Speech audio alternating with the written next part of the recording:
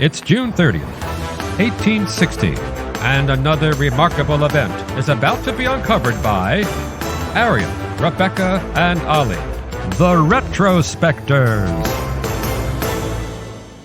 There was a noisy crowd of almost 500 at the University Museum, Oxford, today in history in 1860, and the controversial discussion they were there to witness was so fiery and contentious, it's gone down in history as the Great Debate. Yet we know very little of what was actually said because for some reason nobody bothered to write it all down, and the subject matter volleyed across the floor that evening now seems incontrovertible to most of us. Charles Darwin's theory of evolution. Yeah, so the two debaters were in the blue corner. We've got Thomas Huxley, who was a brilliant young scientist who'd studied invertebrate fossils, apes, and humans.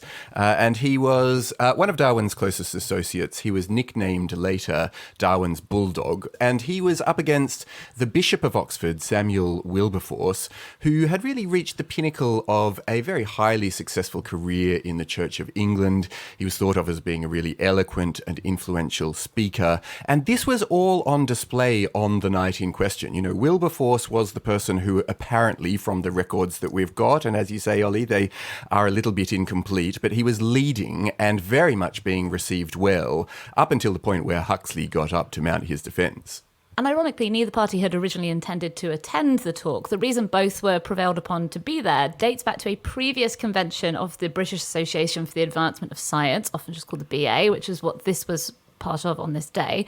In 1847, during their summit, Wilberforce had got up into the pulpit and preached a very scathing sermon, taking apart Robert Chambers's recent pro-evolution book, Vestiges of the Natural History of Creation, and it was seen as being a pretty robust attack on its content. And now, a still wounded Robert Chambers persuaded Huxley that he should remain in Oxford and take on Wilberforce in the debate. You know, Wilberforce himself had been persuaded to stay by anti-Darwinists, hoping for a repeat of what he had done in 1847. And it's a bit unfair. It's unfair that it's been remembered as a Huxley-Wilberforce debate because neither of them were meant to be the stars of the show. And it's a bit unfair that it's remembered as a debate because it was actually a presentation of a paper by an American scientist called John William Draper to be followed by a roundtable discussion. Yeah, like in a modern conference, this would be called fireside chat, right? Actually, the reason it was happening was to mark the opening of the building, which is now known as the University of Oxford Museum of Natural History. And it was the 30th anniversary of the BA. So it was just a kind of like, we're aware that evolution is the big scientific question that this building's going to be grappling with as it evolves. No pun intended. Or not. Or has got decrees. So let's discuss that in a way that actually includes everybody who would attend this event. And one of the reasons we don't have a record of what was said is that people couldn't necessarily hear what was being said. It's not acoustically a brilliant building. It wasn't supposed to be a debate, so he wasn't standing at a lectern. Yeah, I mean, that's why we are left with this zinger. I mean, it's really a quasi-zinger at best. Basically, Wilberforce had been taunting Huxley by asking him whether it was through his grandfather or his grandmother that he claimed descent from a monkey. And at this point, Huxley supposedly whispered to one of his colleagues, "The Lord hath delivered him unto my hand," before replying witheringly, it's a bit long, but this is his zinger, "If then the question is put to me whether I would rather have a miserable ape for a grandfather or a man highly endowed by nature and possessed of great means of influence, and yet employs these faculties and that influence for the mere purpose of introducing ridicule into a grave scientific discussion, I unhesitatingly affirm my preference for the ape." Which Slam! It's not Mic bad. drop. Yeah. I mean, okay, so basically translation, that is Wilberforce saying to Huxley, "Are you related to an ape, mate?" And Huxley being like, "Better than being related to you." Yeah. That's it. That's Mic what drop, it was. but with no mics. Yeah. Yeah. Yeah. Lectern slam. Yeah. But the thing that isn't really clear from that incredible zinger is that it wasn't a stuffy clergyman versus rational scientist debate. You know, it's sometimes framed that way, and I wonder if it's because the modern day British scientific establishment wants to have something that's our equivalent of the Scopes trial in the US. You know, there was a famous case around evolution, and Clarence Darrow provided this brilliant defense of teaching evolution. So I wonder if there's some element of that we want it to be like that. But the thing was that Wilberforce was not anti-science in any respect. He was a maths graduate, a fellow of the Royal Society, and he had been coached ahead of this debate by Richard Owen, who was himself a respected biologist and an expert on fossils, and he was one of many contemporary scientists who were sceptical of Darwin's theories, not because they didn't believe in evolution as a concept, because they had disagreements with the way that he in particular had presented it. And further muddying the waters, Huxley's pro-evolution argument partly relied on using the brain size of African bushmen as a bridge between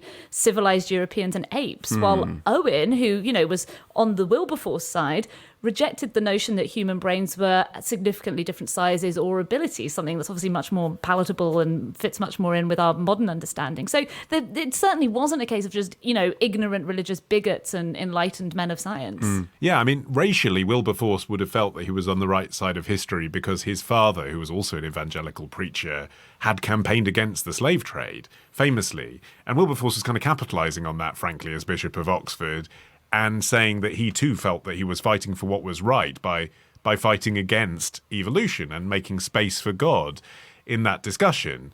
But as you say, it wasn't necessarily that simple. Darwin had always said that there was room for God within evolution. It's just partly that nowadays people want there to have been a evolution rock star.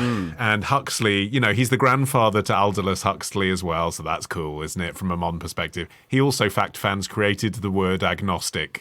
So you're kind of naturally going to want to side with that guy rather than the Bishop of Oxford. And Wilberforce, he was a really talented public speaker, but he had a very slick, some would say oily manner of public speaking. And he had a kind of an idiosyncratic hand-wringing gesture, which looked like somebody washing their hands. So his nickname was Soapy Sam. Is that where that came from? Yeah, because it's really well established. Like in the Oxford English Dictionary, under a soapy, they give an example of Wilberforce. And we should say, by the way, that Darwin wasn't there that night to defend his own ideas because he was sort of regularly in poor health. But Joseph Hooker, this other mate of his, wrote to Darwin saying, I got up and I also spoke very much in defense of your positions. And so I kind of was there making the case on your behalf. And, that I think that sort of stuff is lost in the mists of time that want it to be much more of a squaring up of one idea set against another. And the truth is that despite Darwin saying there was no conflict between his theory and Anglicanism, there obviously was. There were accounts of the time. Virginia Woolfstad, Leslie Stephen, the critic, even contemplated suicide when he had to accept the theory of evolution because he felt it was so antithetical to his strong Anglican upbringing. He was devastated by it. And, supposedly at this event, Robert Fitzroy, the former captain of the HMS Beagle, was sent into a frenzy, stalking the aisles, shouting, the book, whilst holding a Bible.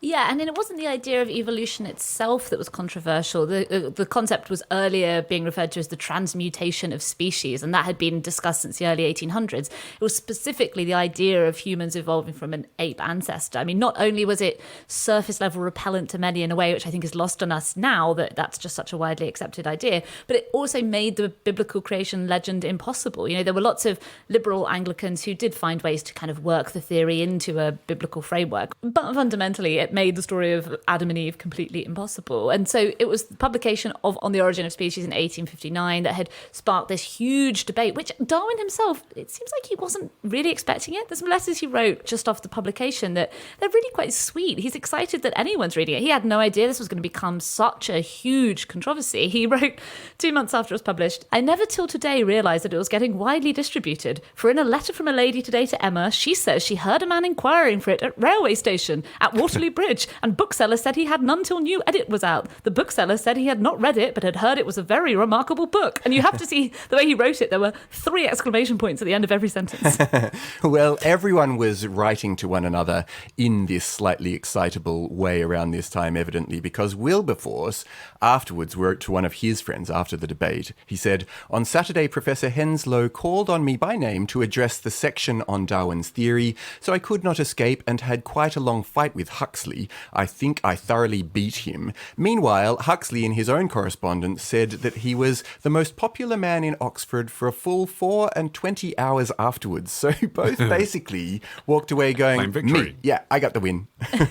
And yet, although it's sometimes portrayed as being a heated clash with a lot at stake, and clearly the main players all walked away believing that they had got the best of their rivals, no doubt being egged on by the praise of their supporters, it wasn't really a heated clash at all. You know, contemporary reports of the encounter suggest that once it ended, they all went off for a jolly slap-up dinner together. It was really, they were all middle-class academics, and once they had had their public airing out of their differences, they were happy to go and have dinner together. So long as there are no women there, we're quite happy to something we can all agree on. Cheers. Clink, clink, clink, clink, clink. And so another week of retrospecting ends. But next week begins a day early at Club Retrospectors. Join us now to get an exclusive episode every Sunday. Patreon.com/retrospectors. Part of the Acast Creator Network.